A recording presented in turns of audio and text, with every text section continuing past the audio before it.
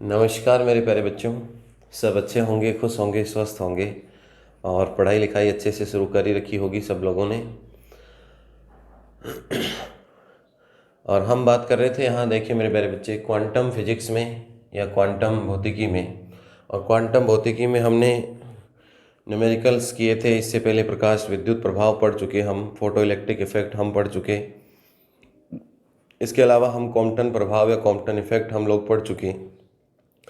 तो ये सारी चीज़ें हम डिस्कस कर चुके और इनमें सब में क्वांटम सिद्धांत का प्रयोग किया गया और क्वांटम के विकिरण सिद्धांत का प्रयोग किया गया।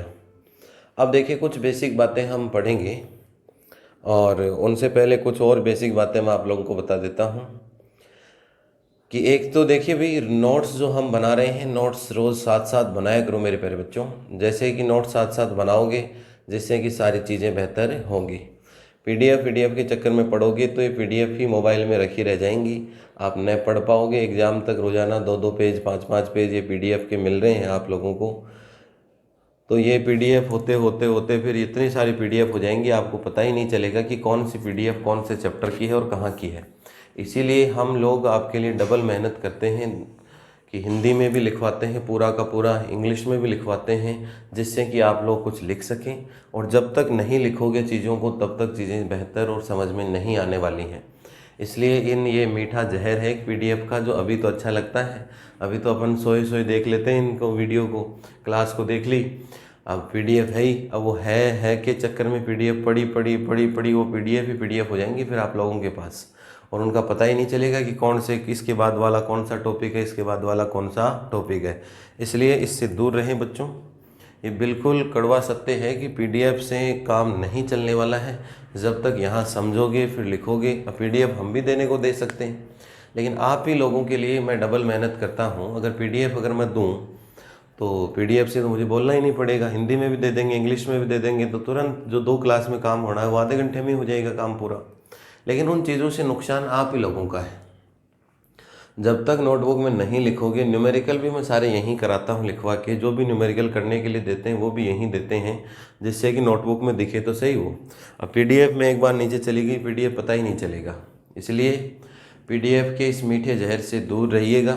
कुछ कोचिंग संस्थान, कुछ जयपुर से बाहर के बच्चों को पीडीएफ दे रहे हैं कुछ टीचर लोग मुझे, लेकिन वो बच्चों को एक बार अच्छा लग रहा है, लेकिन वो मीठा जहर है और उसमें कोचिंग वाले अपना फ़ायदा देख रहे हैं। कुछ कोचिंग संस्थान वाले बेचारे पीडीएफ दें तो उन्हें क्या करें, वो हिंदी में ही सेंटेंस नहीं जोड़ पाते पूरा सा, तो इंग्लिश में कहाँ से लिखाएंगे आप लोगों को। हिंदी बोलने में जिनको मुश्किल है, हिंदी लिख नहीं पाते हैं, और तो इंग्लिश कहाँ से लिख पाएंगे। तो इसलिए वो आप लोगों को एक पीडीएफ के बहाने एक बावड़ा बनाने वाला सा तरीका बना रखा है। तो इस मीठे जहर से दूर रहिएगा मेरे बच्चों। अगर पढ़ना है सही तरीके से तो नोट्स बनाने ही पड़ेंगे खुद से। अगर नोट्स नहीं बनाओगे तो फिर अगले साल बनाने पड़ेंगे। देखिए सीधी सी बात है। तो इसलिए शुरू से ही नोट्स बनाइए, जिसने नहीं बनाए हैं वो बनाने शुरू कर दीजिए मेरे बच्चों। और इन पीडीएफ के चक्कर में मत जाइएगा, ये मीठा जहर है, लास्ट तक ये जहर बहुत ज़्यादा हो जाएगा, और ज़्यादा हो जाएगा तो फिर नुकसानदायक होगा। आप समझते हो सारी बातें। इसलिए बच्चों, रोज़ाना कंटिन्यू वे से पढ़ाई लिखाई किया करो और इस पीडीएफ रूपी जहर से दूर रहा करो, नहीं तो काम नहीं चलने वाला है और फिर रिजल्ट आप जानते ही हो क्या होना है। ठीक है। अब देखिए, हम पीछे क्लासेज में पढ़ चुके हैं। हम एक तो पढ़ के आए प्रकाश विद्युत प्रभाव। क्या पढ़ के आए मेरे बच्चे? प्रकाश विद्युत प्रभाव या फोटो इलेक्ट्रिक इफेक्ट। प्रकाश विद्युत प्रभाव या जिसको हम कहते हैं फोटो इलेक्ट्रिक इफेक्ट। और एक दूसरा हम पढ़ के आए कॉम्पटन प्रभाव या कॉम्पटन इफेक्ट। कॉम्पटन प्रभाव या जिसको हम क्या कहते हैं, कॉम्पटन इफेक्ट। ये जितने भी 2 एक्सपेरिमेंट हम पढ़ के आए, प्रकाश विद्युत प्रभाव और एक क्या पढ़ के आए, कॉम्पटन प्रभाव, इनकी एक्सप्लेनेशन विकिरण के क्वांटम सिद्धांत द्वारा की गई। इनकी एक्सप्लेनेशन किसके द्वारा की गई? विकिरण के क्वांटम सिद्धांत द्वारा। विकिरण के क्वांटम सिद्धांत द्वारा इनकी एक्सप्लेनेशन की गई, इनकी व्याख्या की गई। विकिरण के क्वांटम सिद्धांत, quantum principle of radiation, quantum principle of radiation, quantum principle of radiation. और इसमें बताया गया कि विकिरण जो होता है जो विकिरण होता है या जो रेडिएशन होता है, हम बता के आए कि पैकेट के फॉर्म में होता है, छोटे छोटे पैकेट्स के रूप में होता है। और इन पैकेट्स को हमने क्या कहा था मेरे बच्चे? फोटोन कहा था। इन पैकेट्स को हमने क्या नाम दिया था? फोटोन। इन पैकेट्स को क्या कहते हैं? फोटोन। तो इसका मतलब छोटे छोटे पैकेट्स में हुई, और ये जो फोटोन के रूप में होती है, और ये फोटोन के रूप में हुआ, हम क्या पढ़ के आए? प्रकाश विद्युत प्रभाव या कॉम्पटन प्रभाव पढ़ के आए। और इसमें बताया कि इनकी सफल व्याख्या है, इनकी एक्सप्लेनेशन हमने किसके द्वारा करके आए? पीछे विकिरण के क्वांटम सिद्धांत या क्वांटम प्रिंसिपल ऑफ रेडिएशन से करके आए। और उसमें हमने बताया कि विकिरण या रेडिएशन जो होता है वो पैकेट या पैकेट्स के रूप में होता है, और उन पैकेट्स को हमने क्या कहा? फोटोन कहते हैं। अब छोटे छोटे पैकेट्स हो गए, इसका मतलब ये विकिरण का कौन सा रूप हो गया? ये विकिरण का मेरे बच्चे कण रूप हो गया। ये विकिरण का कौन सा रूप हो गया? कण रूप या पार्टिकल फॉर्म हो गई। ये विकिरण का कौन सा रूप हुआ? कण रूप या कौन सा हो गया? Particle form. तो अभी तक हमने जो विकिरण को काम में लिया वो कौन से रूप में काम में लिया? कण रूप या पार्टिकल फॉर्म में हमने विकिरण को काम में लिया। इसके अलावा कुछ घटनाएं होती हैं, व्यतिकरण, विवर्तन, इंटरफेरेंस, डायफ्रैक्शन। और जैसे प्रकाश में हम प्रकाशिकी में पढ़ के आते हैं या ऑप्टिक्स में हम पढ़ते हैं, प्रकाशिकी या ऑप्टिक्स में हम पढ़ते हैं कि बहुत सारी घटनाएं, इंसिडेंट होती हैं, जैसे प्रकाश का विवर्तन,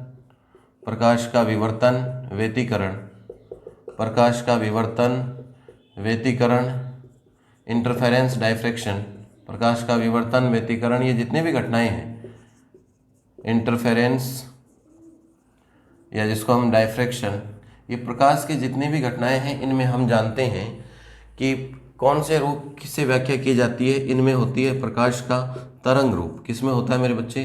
तरंग रूप। या कौन सी फॉर्म में होता है? वेव फॉर्म में। तरंग रूप या कौन सी फॉर्म में होता है? वेव फॉर्म में। तो हमने कहा कि एक तो प्रकाश ऊर्जा जो आई थी उसको छोटे छोटे भागों में डिवाइड किया था, और फोटोन के रूप में आया था। तो फोटोन का मतलब छोटे छोटे पार्ट्स। इसका मतलब क्या बन गया? एक कण या पार्टिकल के रूप में हो गए छोटे छोटे पार्ट्स। तो ये तो कौन सी फॉर्म हो गई आपके पास? Particle form. बाकी प्रकाशिकी या ऑप्टिक्स की जितनी भी घटनाएं हैं, व्यतिकरण, विवर्तन, इंटरफेरेंस, डायफ्रैक्शन, जितनी भी घटनाएं हैं, इन सारी घटनाओं में प्रकाश कौन से रूप में रहता है? तरंग रूप या वेव फॉर्म में रहता है। इसका मतलब हम समझ गए कि प्रकाश के कितने रूप हो गए? 2 रूप हो गए, कण रूप और कौन सा रूप हो गया? तरंग रूप। प्रकाश के कितने रूप हो गए मेरे प्यारे बच्चे? 2 फॉर्म हो गई, एक तो कण रूप हो गया और एक क्या हो गया? तरंग रूप। जब 2 रूप हो जाते हैं तो इसे कहते हैं द्वैत। इसे क्या कहते हैं? द्वैत प्रकृति हो गई, या इसे कहते हैं ड्वेल नेचर ऑफ लाइट। इसे क्या कहते हैं? द्वैत प्रकृति या ड्वेल नेचर ऑफ लाइट। इसे कहते हैं मेरे बच्चे ड्वेल नेचर ऑफ लाइट। इसे कहते हैं प्रकाश की द्वैत प्रकृति। प्रकाश की द्वैत प्रकृति या विकिरणों की द्वैत प्रकृति या द्वैत प्रकृति या dual nature of light. 2 nature हो गए भाई। ये जो हम एक्सपेरिमेंट करके आए मेरे बच्चों, इन एक्सपेरिमेंट में तो किसकी ज़रूरत पड़ी? फोटोन छोटे छोटे पैकेट्स के रूप में मान के चलते हैं। इसका मतलब कौन सा रूप हो गया? Particle form. और ऑप्टिक्स की जितनी भी घटनाएं हैं, इंटरफेरेंस, डायफ्रैक्शन, इन सब में प्रकाश कौन से रूप में होता है?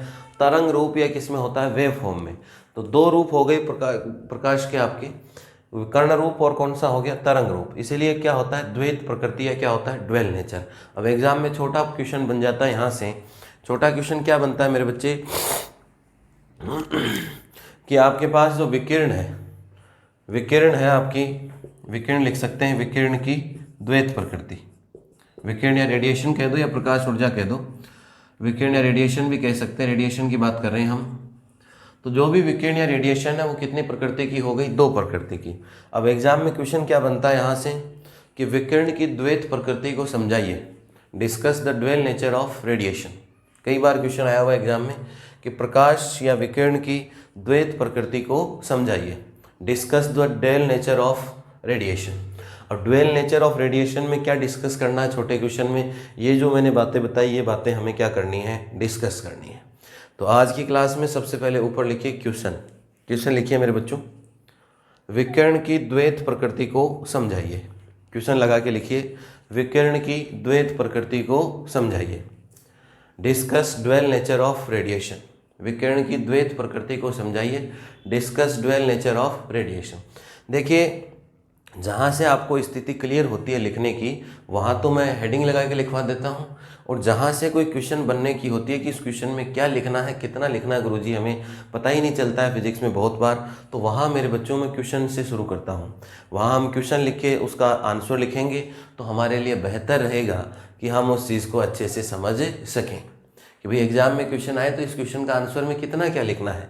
एक तो बाकी तो हम बताता ही रहता हूँ मैं साथ साथ में कि यहाँ से छोटा क्वेश्चन बने तो इतना लिखना है, बड़ा क्वेश्चन बने तो इतना लिखना है मेरे बच्चों।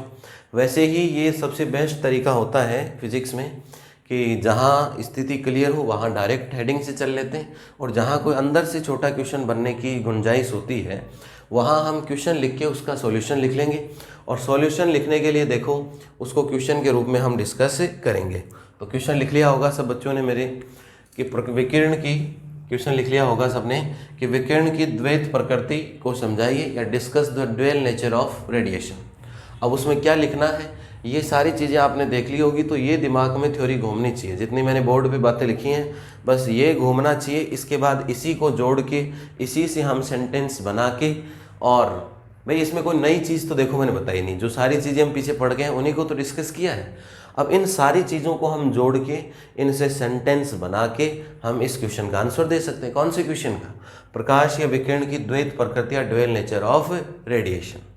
क्वेश्चन सबने लिख लिया, अब लगाइए इसका आंसर या सॉल्यूशन, और आंसर या सॉल्यूशन में मैं यही लिखने वाला हूँ, और लास्ट में जब दोनों ये बातें बता देंगे ये बातें बता देंगे तो हम कह देंगे कि विकिरण की कौन सी प्रकृति होती है, द्वैत प्रकृति या ड्यूअल नेचर ऑफ रेडिएशन। तो लिखिए मेरे बच्चों, प्रकाश विद्युत प्रभाव, प्रकाश विद्युत प्रभाव तथा कॉम्पटन प्रभाव, प्रकाश विद्युत प्रभाव तथा कॉम्पटन प्रभाव, प्रकाश विद्युत प्रभाव तथा कॉम्पटन प्रभाव तथा कॉम्पटन प्रभाव की सफलतम व्याख्या, की सफलतम व्याख्या, की सफलतम व्याख्या विकिरण के क्वांटम सिद्धांत, की सफलतम व्याख्या, की सफलतम व्याख्या विकिरण के क्वांटम सिद्धांत, सफलतम व्याख्या विकिरण के क्वांटम सिद्धांत, की सफलतम व्याख्या विकिरण के क्वांटम सिद्धांत, की सफलतम व्याख्या विकिरण के क्वांटम सिद्धांत, विकिरण के क्वांटम सिद्धांत द्वारा की गई, की सफलतम व्याख्या विकिरण के क्वांटम सिद्धांत, विकिरण के क्वांटम सिद्धांत द्वारा की गई,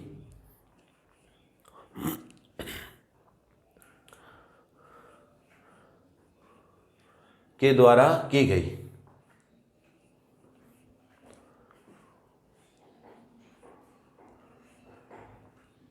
Well explanation, well defined explanation, well defined explanation is given by, well defined explanation is given by, well defined explanation ऐसे लिखना, well defined explanation of, well defined explanation of photoelectric effect, well defined explanation of photoelectric effect, well defined explanation of photoelectric effect and Compton effect, well defined explanation of photoelectric effect and Compton effect is given by quantum principle of radiation, is given by quantum principle of radiation, is given by quantum principle of radiation, is given by quantum principle of radiation, given by quantum principle of radiation। इसके अनुसार, इसके अनुसार, इसके अनुसार विकिरण छोटे छोटे, इसके अनुसार विकिरण छोटे छोटे ऊर्जा पैकेटों, इसके अनुसार विकिरण छोटे छोटे ऊर्जा पैकेटों या फोटोनों के रूप में होता है, इसके अनुसार विकिरण छोटे छोटे ऊर्जा पैकेटों या फोटोनों के रूप में होता है, या फोटोनों के रूप में होता है, या फोटोन के रूप में होता है। According to this, according to this radiation in the form of, according to this radiation in the form of small packets, according to this, according to this radiation in the form of, radiation in the form of small packets or photons, in the form of small packets or photons, in the form of small small packets और photon. यह विकिरण का कण स्वरूप है।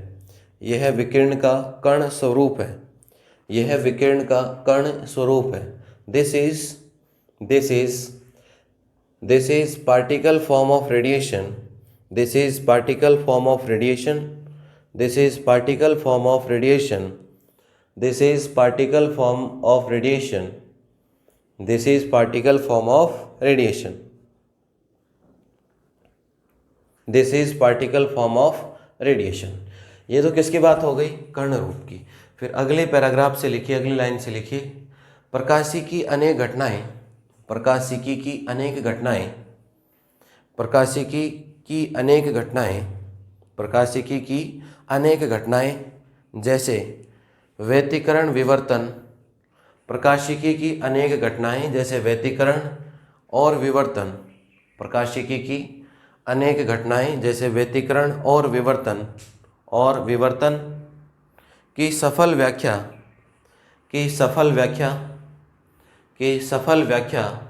विकिरण के तरंग स्वरूप द्वारा की जाती है। की सफल व्याख्या विकिरण के तरंग स्वरूप द्वारा की जाती है। की सफल व्याख्या विकिरण के तरंग स्वरूप द्वारा की जाती है। की सफल व्याख्या विकिरण के तरंग स्वरूप द्वारा की जाती है। तरंग स्वरूप द्वारा की जाती है। नेक्स्ट लाइन में लिखिए मेरे बच्चों इंग्लिश में, some incidents such as interference, diffraction, etc. Some incidents such as interference, या और diffraction, etc. of optics are explained by wave form of या wave nature of radiation, are explained by wave nature of radiation, are explained by wave nature of radiation. इस प्रकार विकिरण की, इस प्रकार हिंदी में लिखो मेरे बच्चों, इस प्रकार विकिरण की द्वैत प्रकृति परिभाषित होती है। इस प्रकार विकिरण की द्वैत प्रकृति परिभाषित होती है। By this way we can define dual nature of radiation. By this way we can define dual nature of radiation. By this way we can define dual nature of radiation. By this way we can define dual nature of radiation. तो देखिए ये इस question का answer है जो हमने question लिखा था। कई बार पूछा हुआ क्वेश्चन है, छोटे क्वेश्चंस में पूछता है कि प्रकाश की द्वैत प्रकृति बताइए मेरे बच्चे, ड्यूअल नेचर ऑफ क्या बताना है? लाइट। तो छोटे क्वेश्चन में ये रिजल्ट आपको लिखना है। भली भांति सबके क्लियर हुआ होगा। यहाँ से बस ये मेन बातें हम पहले डिस्कस कर लेते हैं, फिर इन्हीं को जोड़ के हम क्या लिख देते हैं? सेंटेंस लिख देते हैं और आपका रटने का कंसेप्ट खत्म हो गया मेरे बच्चे। ठीक है, अब देखिए आगे बढ़ते हैं इससे। तभी तो कहता हूँ भी की चीज़ों को समझा करो, नोट्स खुद बनाया करो, तभी कुछ होगा। अदरवाइज अभी तो आप बहुत आराम से कर रहे हो, लेकिन आराम इतना भी अच्छा नहीं है कि हम नोट्स ही ना लिखें। एग्ज़ाम में भी पीडीएफ सबमिट करवा के आने वाले हो क्या? तो एग्ज़ाम में कौन से पीडीएफ से काम चलने वाला? लिखना तो पड़ेगा। अब लिखने के ही मार्क्स होते हैं, कैसे चीज़ों को व्यवस्थित तरीके से आप दिखा पाते हो, लिख पाते हो। ठीक है बच्चों। इसके बाद देखो नेक्स्ट हेडिंग लगाइए, दे ब्रोगली संबंध, दे ब्रोगली संबंध या दे ब्रोगली रिलेशन, दे ब्रोगली संबंध या दे ब्रोगली रिलेशन, दे ब्रोगली संबंध या दे ब्रोगली रिलेशन, दे ब्रोगली रिलेशन।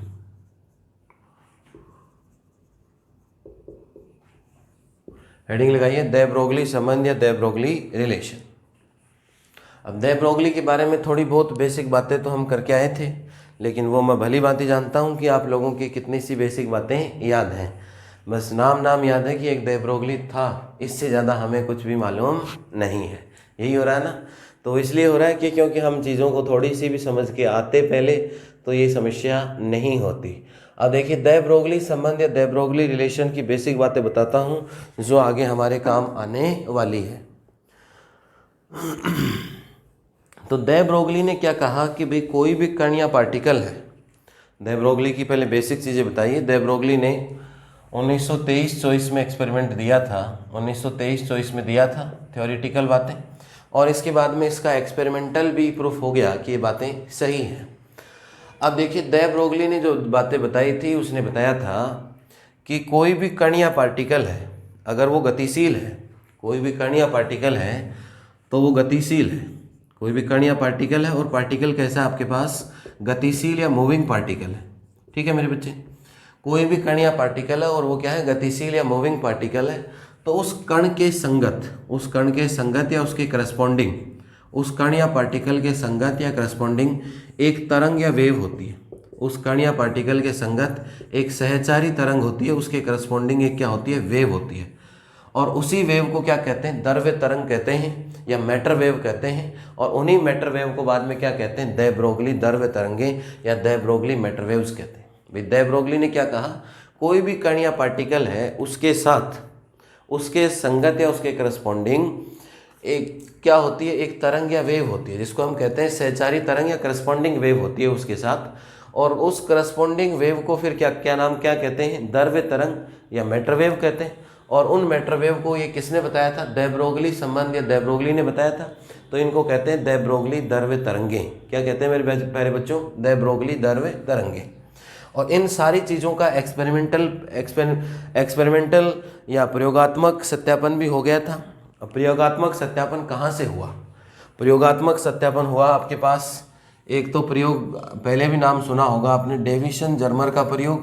डेविसन जर्मर का प्रयोग, डेविसन जर्मर का प्रयोग, हम भी इसको पढ़ेंगे दोबारा से, यहाँ भी आएगा, अपने एग्जाम के लिए भी इम्पोर्टेंट है। Davisson Germer experiment, Davisson Germer experiment. तो डेविसन जर्मर एक्सपेरिमेंट हुआ, जेपी थॉम्सन एक्सपेरिमेंट हुआ। ये जितने भी एक्सपेरिमेंट हैं इनके द्वारा इन चीज़ों को प्रूफ मिल चुका है। और ये प्रूफ 1927 में मिल चुका है इसने कि ये जो बातें कही थी दे ब्रोगली ने वो बातें सही हैं। और वो बातें सत्यापित या वेरीफाई कौन से एक्सपेरिमेंट से हुई, डेविसन जर्मर के प्रयोग से, जो हम पढ़ने वाले हैं। और भी कई सारे एक्सपेरिमेंट थे लेकिन हम एक ही की बात करेंगे, क्योंकि हम एक ही पढ़ेंगे, एक ही का पूरा डेरिवेशन करेंगे इसका अगले क्लासों में। तो डेविसन जर्मर का प्रयोग किसकी व्याख्या करता है, दे ब्रोगली ने जो बात कही थी। दे ब्रोगली ने क्या बात कही मेरे बच्चे, कोई भी कण या अगर पार्टिकल है वो गतिशील या मूविंग पार्टिकल है तो उस मूविंग पार्टिकल के संगत या करस्पॉन्डिंग क्या होती है, एक तरंग या वेव होती है। और उस करस्पॉन्डिंग या उस संगत जो तरंग या वेव होती है उस तरंग को हम कहते हैं द्रव्य तरंग या मैटर वेव कहते हैं। और ये मैटर वेव किसके द्वारा डिफाइन की गई, किसके द्वारा डिफाइन की गई, दे ब्रोगली के द्वारा। इसलिए इन्हें कहते हैं दे ब्रोगली द्रव्य तरंगे। इन्हें क्या कहते हैं मेरे प्यारे बच्चों, दे ब्रोगली द्रव्य तरंगे, matter waves of they Broglie. इन्हें क्या कहते हैं, ये जो तरंगे होती हैं इनको क्या नाम दिया था, द्रव्य तरंगे, द्रव्य तरंगे। और द्रव्य तरंगे भी किसने बताई है, दे ब्रोगली ने। तो इन्हें कहते हैं दे ब्रोगली द्रव्य तरंगे या दे ब्रोगलीज मैटर वेव्स, दे ब्रोगलीज मैटर वेव्स, दे ब्रोगलीज इनको क्या कहते हैं, मैटर वेव्स। यहाँ से भी एक परिभाषा बनती है कि दे ब्रोगली द्रव्य तरंगे क्या होती हैं, समझाइए। ये भी एक छोटा क्वेश्चन बनता है एग्जाम में कि दे ब्रोगली मैटर वेव्स क्या होंगी, तो इसके ऊपर हम लिखने वाले हैं। तो लिखिए मेरे बच्चों, इसमें हेडिंग लगाई ली सबने, बातें हमने समझ ही ली कि क्या कहा कि दे ब्रोगली ने अपनी परिकल्पना में, अजम्पशन में ये मान के चला था दे ब्रोगली कि कोई भी कण या पार्टिकल किसी संवेग या मोमेंटम के साथ अगर मूविंग है तो उसके संगत या उसके करस्पॉन्डिंग क्या होती है, एक तरंग या वेव होती है। और उस तरंग का तरंग दैर्ध्य भी डिफाइन किया था दे ब्रोगली ने, लैम्डा इक्वल टू कितना बताया था, h/p। आप h जानते ही हो भली भांति कि क्या होता है, constant. h lambda is equal to क्या बताया था, h/p। और p इसका क्या होगा, संवेग या मोमेंटम होगा। तो दे ब्रोगली ने यही परिकल्पना एजम्पशन दी कि कोई कण या पार्टिकल गतिशील या मूविंग है तो उसके संगत या करस्पॉन्डिंग सहचारी तरंग या करस्पॉन्डिंग वेव होगी और उसका तरंग दैर्ध्य lambda equal to h upon p होगा। एच आप जानते हो प्लांक नियतांक या प्लांक कांस्टेंट होगा, पी उसका संवेग या मोमेंटम होगा जो कण या पार्टिकल है, और जो तरंग जो दे ब्रोगली ने बताई उनको कहते हैं दे ब्रोगली द्रव्य तरंगे या दे ब्रोगली क्या कहते हैं, मैटर वेव्स कहते हैं।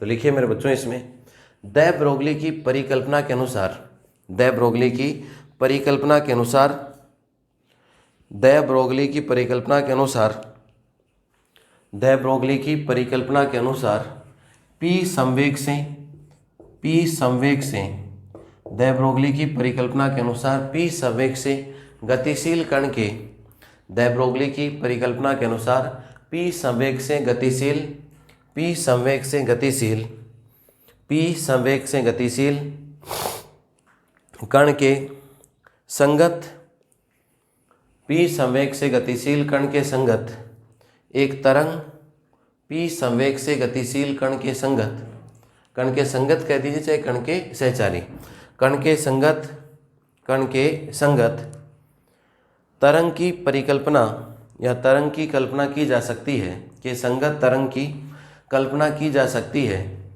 कि संगत तरंग की कल्पना की जा सकती है जिसका तरंग दैर्ध्य, जिसका तरंग दैर्ध्य, जिसका तरंग दैर्ध्य lambda equal to h upon p, जिसका तरंग दैर्ध्य lambda is equal to h upon p, जिसका तरंग दैर्ध्य lambda is equal to h upon p द्वारा परिभाषित किया जाता है, जिसका तरंग दैर्ध्य lambda equal to h upon p द्वारा परिभाषित किया जाता है, जिसका तरंग दैर्ध्य lambda equal to h upon p द्वारा परिभाषित किया जाता है, तथा लैम्डा को, तथा लैम्डा को, तथा लैम्डा को दे ब्रोगली, तथा लैम्डा को दे ब्रोगली तरंग दैर्ध्य कहते हैं, तथा लैम्डा को दे ब्रोगली तरंग दैर्ध्य कहते हैं, तथा लैम्डा को दे ब्रोगली तरंग दैर्ध्य कहते हैं। Lambda equal to h upon p द्वारा परिभाषित किया जाता है तथा लैम्डा को दे ब्रोगली तरंग दैर्ध्य कहते हैं।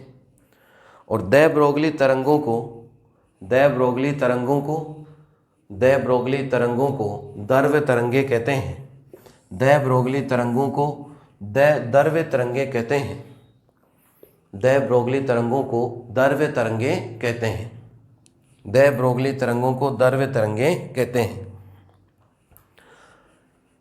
यही बातें लिखी हैं मैंने सारी की सारी कि कोई भी गतिशील कण या पार्टिकल पी संवेग या मोमेंटम से मूविंग पार्टिकल है, उसके करस्पॉन्डिंग या उसके संगत एक तरंग या वेव होगी, उस तरंग या वेव का तरंग दैर्ध्य लैम्डा इक्वल टू कितना होगा, एच अपॉन पी होगा।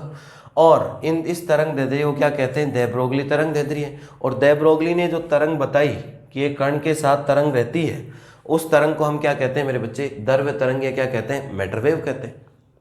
इंग्लिश में लिखिए according to de Broglie's assumption, according to de Broglie's assumption, according to de Broglie's assumption, a particle, according to de Broglie's assumption, a particle moving with momentum p, a particle moving with momentum p, a particle moving with momentum p, a particle moving with momentum p consists a corresponding, a particle moving with momentum p consist corresponding wave, consist corresponding wave, consist corresponding wave and its wavelength, and its wavelength defined such as, and its wavelength defined such as lambda equal to h upon p, and its wavelength defined such as lambda equal to h upon p, its wavelength defined such as lambda equal to h upon p, lambda equal to h upon p, and this wavelength is called, and this wavelength is called de Broglie wavelength, and this wavelength is called de Broglie's wavelength, and this wavelength is called de Broglie's wavelength, this wavelength is called de Broglie's wavelength, and these waves, and these de Broglie waves, and these de Broglie's wave are called matter waves, and these de Broglie's wave are called matter waves, and these de Broglie waves are called matter waves. बात समझ में आई भी सबके? पहले हमने प्रकाश का द्वैत nature या ड्वेल नेचर ऑफ लाइट की बात करी, और ड्वेल नेचर ऑफ लाइट पढ़ने के बाद में हम किसकी बात करने जा रहे हैं? दे ब्रोगली संबंध की। तो दे ब्रोगली ने सिर्फ थ्योरेटिकल एक्सप्लेनेशन दी थी, और उसने कहा था कि कोई भी कण या पार्टिकल होगा वो अगर गतिशील या मूविंग होगा संवेग या मोमेंटम p के करस्पॉन्डिंग, तो उसके साथ साथ एक क्या होगी? तरंग या वेव भी चलेगी, जो हमें दिखती नहीं है लेकिन उसके साथ क्या होती है? तरंग या वेव भी होती है। उस अगर तरंग या वेव है तो तरंग का क्या होगा? तरंग दैर्ध्य या वेवलेंथ होगी, और वेवलेंथ कितना डिफाइन किया? Lambda equal to h/p। और इसे क्या कहते हैं? इस लैम्डा को दे ब्रोगली तरंग दैर्ध्य या दे ब्रोगली वेवलेंथ कहते हैं। और ये जो तरंग बताई किसने? दे ब्रोगली ने। तो ये दे ब्रोगली की जो तरंग है इसको हम क्या कहते हैं? द्रव्य तरंग या मैटर वेव कहते हैं।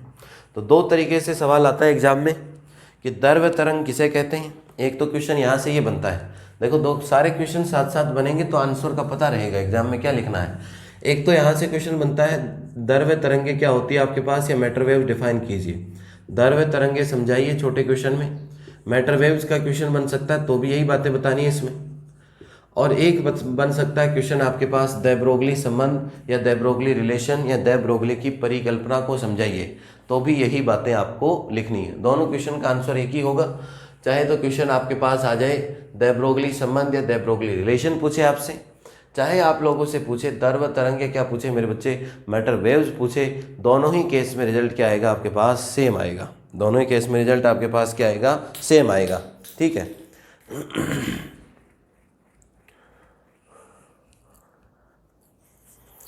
अब देखिए इसी फॉर्मूले को थोड़ा सा हम एक्सटेंड करते हैं, थोड़ा सा एक्सटेंड करेंगे, यहाँ से कुछ बातें और निकालेंगे तो वो बातें हमारे काम आने वाली हैं। ठीक है।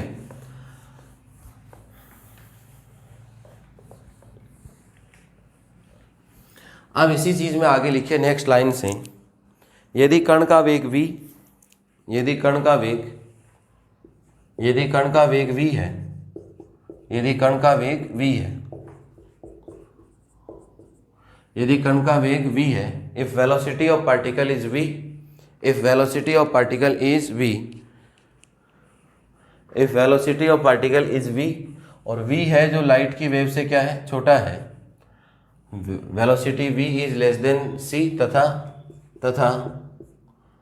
तथा विराम अवस्था में द्रव्य कण जो होगा तथा द्रव्य कण का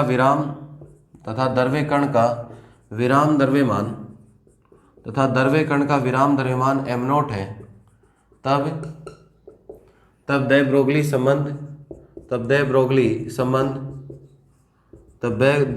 संबंध निम्न प्रकार परिभाषित करते हैं। तब दे ब्रोगली संबंध निम्न प्रकार परिभाषित करते हैं। Then de Broglie relation defined such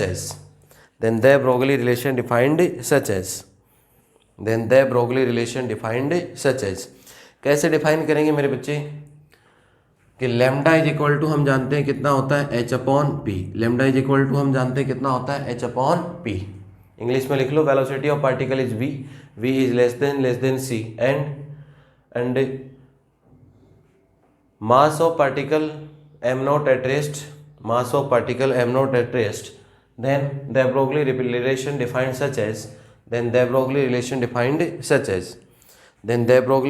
defined such as, अब देखिए हम भली भांति जानते हैं कि lambda is equal to h/p is equal to कितना होता है मेरे बच्चे? mv होता है। अब देखिए विराम अवस्था में, विराम द्रव्यमान की स्थिति में क्या होगा? विराम द्रव्यमान की स्थिति में mass at rest E is equal to हम जानते हैं क्या होता है? हाफ mv² होता है मेरे बच्चे। लेकिन विराम द्रव्यमान एट रेस्ट मास में बात कर रहा हूँ मैं, तो ये कितना होगा? m0 होगा आपके पास। विराम द्रव्यमान में अगर बात करें तो E इज इक्वल टू कितना होगा? m0 v²। यही होगी कण की गतिज ऊर्जा। अब देखिए यहाँ जैसे m0 होगा तो लैम्डा इज इक्वल टू ये तो हो गया आपके पास h। यहाँ से देखिए, अब यहाँ से देखो इस v को हम कन्वर्ट करने जा रहे हैं इसके हिसाब से। अब m की जगह कितना होगा? m0 होगा। तो देखिए इधर से आएगा आपके पास 2e, इधर से कितना आएगा आपके पास? 2e, यही आएगा आपके पास। और ये हो गया आपके पास m0 v²। अरे कितना हो गया? m0 v² हो गया। तो देखो 2e इज इक्वल टू कितना हो गया आपके पास? m0 v²। यही बना बच्चे। इस चीज़ को देखो मैं ऐसे लिख सकता हूँ 2e और ये कितना हो गया आपके पास m नोट, तो इधर हो गया m नोट स्क्वायर और ये कितना हो गया आपके पास v स्क्वायर। अरे यही तो हुआ, m नोट स्क्वायर और कितना हो गया v स्क्वायर। तो m नोट v की वैल्यू कितनी आ जाएगी आपके पास यहाँ से, ये हो जाएगी under root 2e m nought, under root 2e m nought is equal to कितना हो गया m नोट इंटू कितना हो गया v। यही हुई आपके पास वैल्यू। तो ये विराम स्थिति में m की जगह कितना होता है, m नोट होगा। तो इधर से वैल्यू कितनी आ गई मेरे बच्चे 2e और ये कितना हो गया आपके पास m नोट, ये भी लिख सकते हैं। Lambda is equal to h upon कितना हो गया under root 2e m note. कोई नई चीज़ नहीं लिखी, वही गतिज ऊर्जा है काइनेटिक एनर्जी, यहाँ लिख सकते हो क्या है ये गतिज ऊर्जा है काइनेटिक एनर्जी आपके पास, और काइनेटिक एनर्जी से ये रिजल्ट आ गया मेरे पास। तो ये हो गया 2e और ये कितना हुआ आपके पास m नोट हुआ। नोट कीजिए इसको।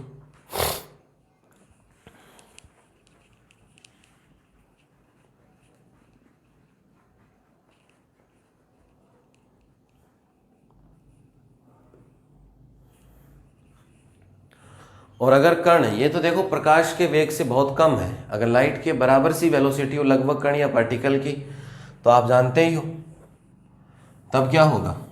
यदि कण का वेग, यदि कण का वेग v लगभग बराबर है किसके, c है, तब क्या होगा लेमडा इज इक्वल टू कितना होगा h अपॉन एम वी। और गतिशील कण का द्रव्यमान जहाँ या वेर, m की वैल्यू आप जानते हो भली भांति, m इज इक्वल टू कितना होता है m nought upon under root 1 minus v square upon c square. अरे यही तो होती है गतिशील कण का द्रव्यमान।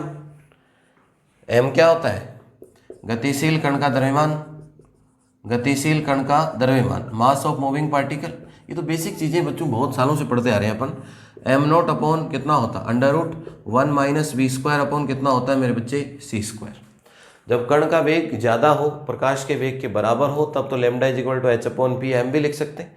और m गतिशील है भाई, वेग है प्रकाश के आसपास, तो गतिशील तो होगा ही, वेलोसिटी है। तो गतिशील कण का द्रव्यमान या मास ऑफ मूविंग पार्टिकल कितना होता है m is equal to m nought upon under root 1 minus v square upon c square. और जब वेलोसिटी कम हो तो विराम अवस्था आ जाएगी, बहुत ही कम है c से, तो उसको हम विराम मान के चलते हैं। तो विराम स्थिति में दरमियान कितना होता है m नोट, तो m की जगह कितना मानते हैं हम m नोट है। तो m नोट v की वैल्यू मैंने इधर से निकाल दी, दोनों तरफ m नोट से गुणा कर लिया, ये वैल्यू, ये फॉर्मूला किसका हो गया लेमडा का। तो ये तो तब हुआ जब विराम अवस्था हो या वेलोसिटी बहुत कम हो, और ये फॉर्मूला लेमडा का तब हुआ जब वेलोसिटी या वेग क्या हो बहुत ज़्यादा।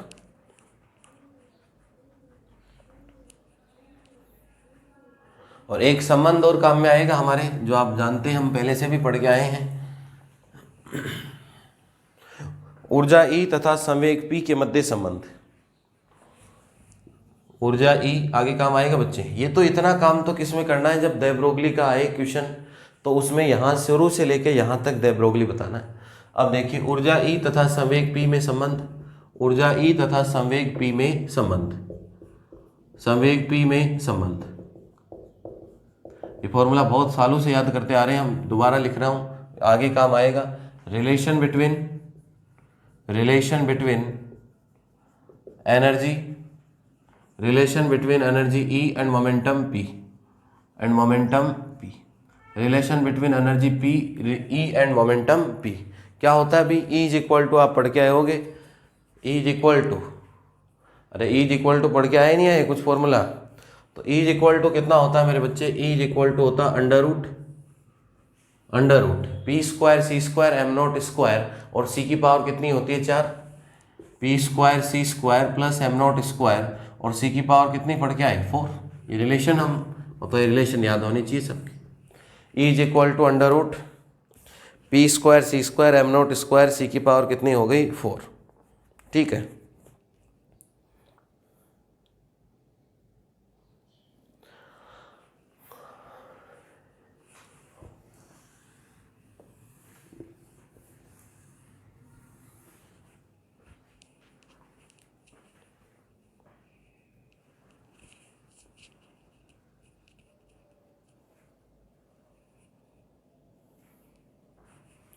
इसके बाद देखिए एक नेक्स्ट एक चीज़ और बता देता हूँ। V वोल्ट विभवांतर से त्वरित आवेशित कण के लिए आवेशित कण के लिए दे ब्रोगली तरंग देती है, दे ब्रोगली तरंग देती है। De Broglie wavelength for a charged accelerated particle, de Broglie wavelength for a charged accelerated particle with v volt, charged accelerated particle with v volt, with v volt. अब आप जानते हो कि जब चार्ज एक्सेलरेटेड पार्टिकल होगा तो उसकी गतिज ऊर्जा के बराबर क्या होती है, q इंटू कितनी होती है, अरे q इंटू कितनी होती है, गतिज ऊर्जा काइनेटिक एनर्जी के बराबर q इंटू कितनी होती है, v। अब लेमडा का अभी तो फॉर्मूला बताया, एनर्जी कह दो, चाहे इसको गतिज ऊर्जा कह दीजिए, काइनेटिक एनर्जी, गतिज ऊर्जा कह दीजिए, ई कह दीजिए इसको। तो यहाँ लिख दीजिए कि हम जानते हैं वी नो दैट, ये ज़्यादा इन पे जोर देने की बड़ी चीज़ें नहीं है ये। अब देखिए तरंग दैर्ध्य वेवलेंथ कितना होता है मेरे बच्चे, तरंग दैर्ध्य wavelength lambda is equal to अभी पढ़ के आए h/√2m0 और कितना होता है आपके पास e। तो lambda is equal to h/√2m0, e की वैल्यू ये रही आपके पास, q इंटू कितना हो गया v। अब सब की वैल्यू हम जानते हैं, h हम जानते हैं, m0 की वैल्यू हम जानते हैं, कितनी होती है m0 की वैल्यू 9.1, अरे 9.1 10 की पावर कितनी होती है, -1 होती है। h की वैल्यू आप जानते ही हो और q की वैल्यू जानते ही हैं, चार्ज की वैल्यू 1.6 वाली वैल्यू।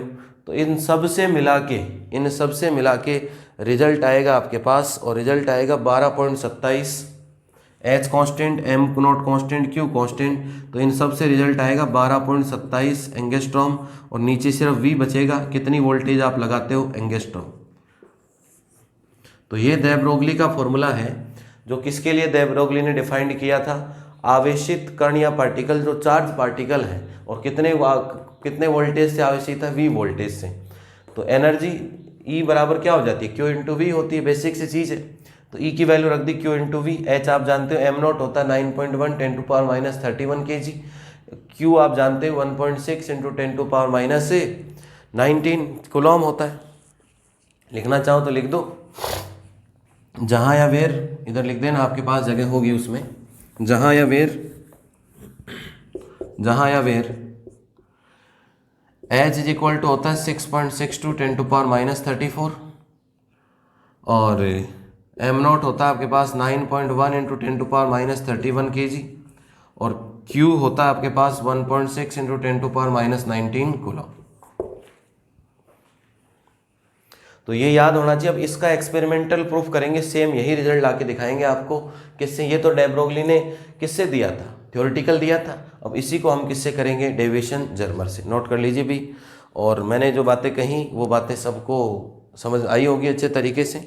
नोट्स वगैरह बनाया करो भाई, पीडीएफ से रिजल्ट बहुत ख़राब रहने वाला, आपका मीठा जहर है जो आपको दिन प्रतिदिन खाते जा रहा है जब आप पढ़ाई नहीं कर पा रहे हैं। और पीडीएफ से आपका बेनिफिट नहीं है, जो लोग दे रहे हैं उन्हीं का बेनिफिट है। न तो वो हिंदी में लिखा सकते, न इंग्लिश में लिखवा सकते, ऐसे से दूर रहिएगा। पूरे राजस्थान में गली गली मोहल्ले मोहल्ले में ऐसे कोचिंग संस्थान खुले हुए हैं जो आपको ये मीठा जहर बांट रहे हैं, और उससे कोई बेनिफिट, कोई फ़ायदा नहीं होने वाला मेरे बच्चे। तो नोट कीजिए, अगली क्लास में यही एक्सपेरिमेंट करने वाले हैं, डेविएशन जर्मर का प्रयोग। तो नोट कर लीजिए इन चीज़ों को, बेहतर नोट्स बनाइए। मिलते हैं अगली क्लास में। सब बच्चों तक शेयर किया करो सारी चीज़ें, सारे वीडियो क्लासेज, जिससे कि सब पढ़ सकें। धन्यवाद।